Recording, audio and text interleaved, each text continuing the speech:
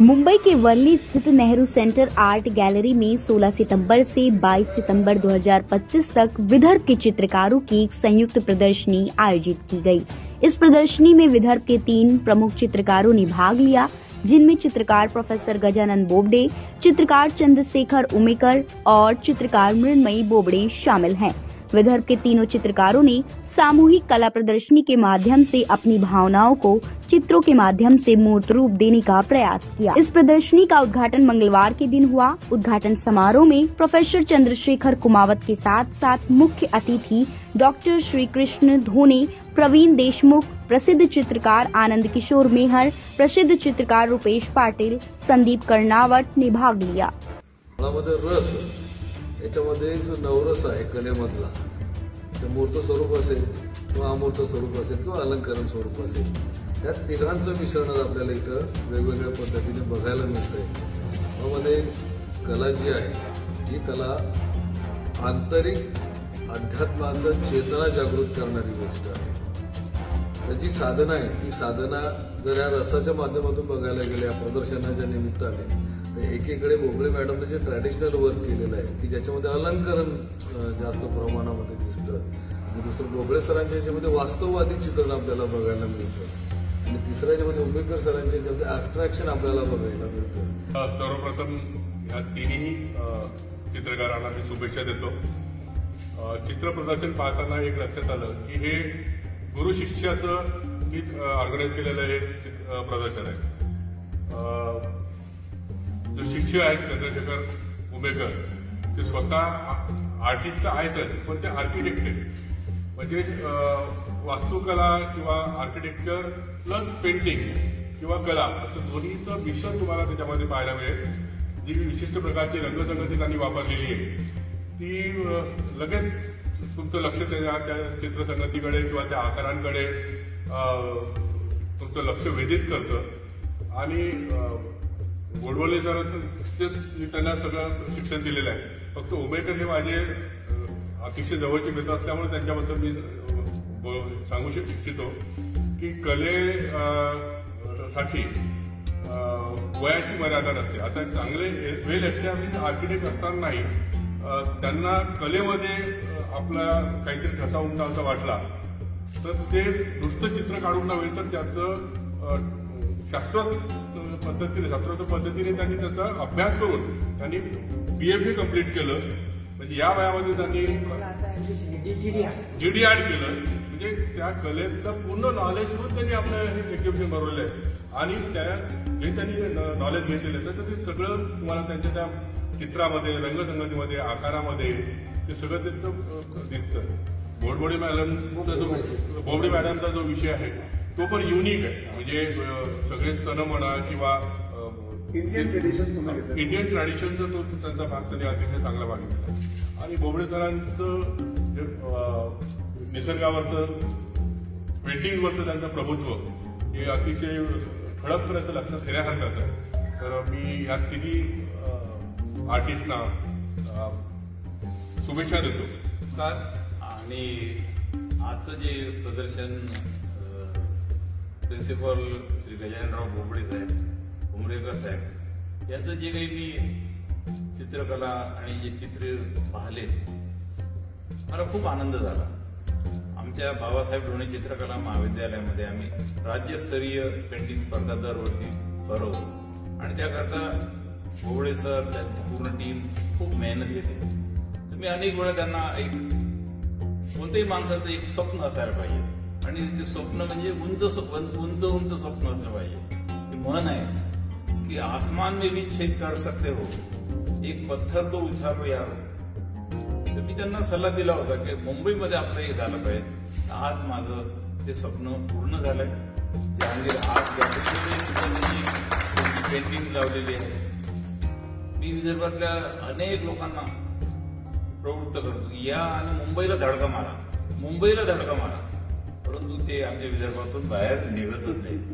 आहेत कला, परंतु जे मीडिया आहे, दूरदर्शन आहे, एक असं आर्ट गॅलरी आहे, त्याच्यामधून लोकांपर्यंत तो मेसेज जातो। आणि या सर्व पेंटिंग्स करतात, इमॅजिनेशन लागतं, पेशन्स लागतो। आणि आज जर तुम्हाला माहिती आहे फक्त पैशाच्या मागे जातात, आता साहेब आर्किटेक्ट आहे, त्यांना काही आवश्यकता नाही पेंटिंग करायची, आपलं आर्किटेक्ट करायचं, पैसे कमवायचे, झोपायचं. परंतु असे दर्दी लोक त्याच्यामध्ये आहेत. आता मी सुद्धा माझं हॉस्पिटल आहे, मी आज माझे सर्व पेशंट्स वगैरे सोडून आलो, कारण मला त्या कलेची मला आवड आहे आणि त्यांना प्रोत्साहित करावं या दृष्टीने मी आलेलो आहे. आणि त्यांच्या मिसेसच्या पेंटिंग सुद्धा पाहिलेल्या आहेत. तर मला महात्मा फुल्यांची आणि सावित्रीबाई फुल्यांची आठवण येते. महात्मा फुल्यांनी सावित्रीबाईंना पण तयार केलं, त्याप्रमाणे गजानन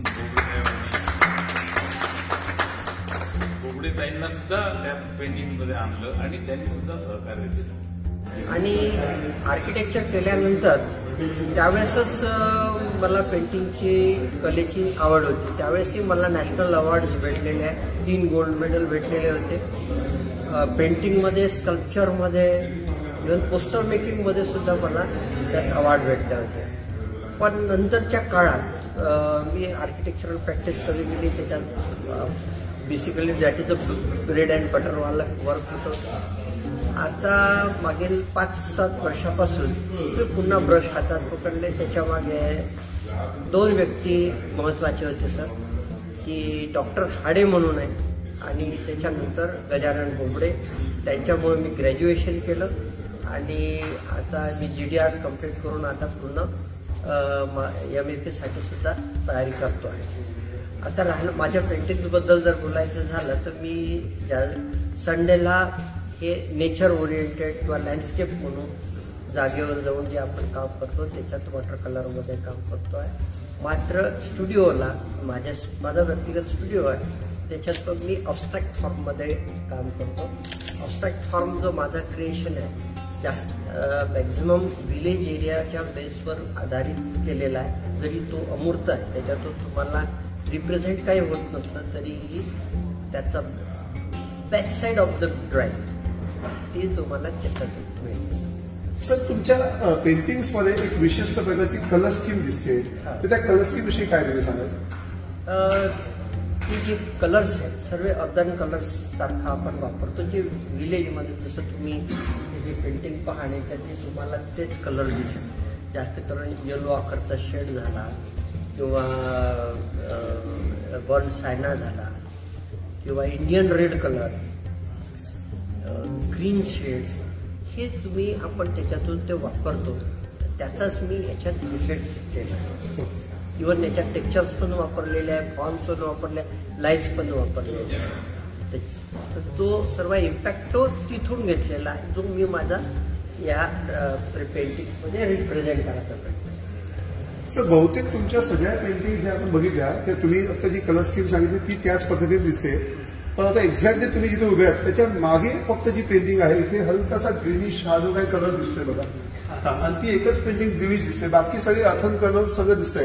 तर असं नेमकं तुम्हाला काय वाटतं की याच्यात कलर टाकावा पण बाकीच्या याच्यात तो टाकलेला नाहीये, तर त्याच्याविषयी थोडंसं फक्त सांगा. तर थोडक्यात मध्ये काय, मला इथे थोडासा कॉन्ट्रास्ट द्यायचा जो या कलरमध्ये मला तो नको होता, कारण ते हार्मोनिक फील यायला लागलं होतं.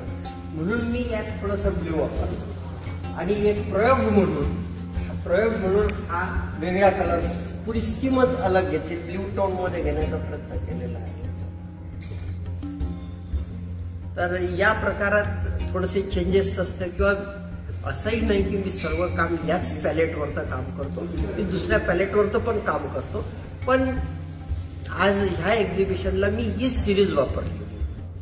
मी प्रिन्सिपल गजानन बोबडे, बाबासाहेब ढोणे चित्रकला महाविद्यालय अकोला येथे कार्यरत आहे.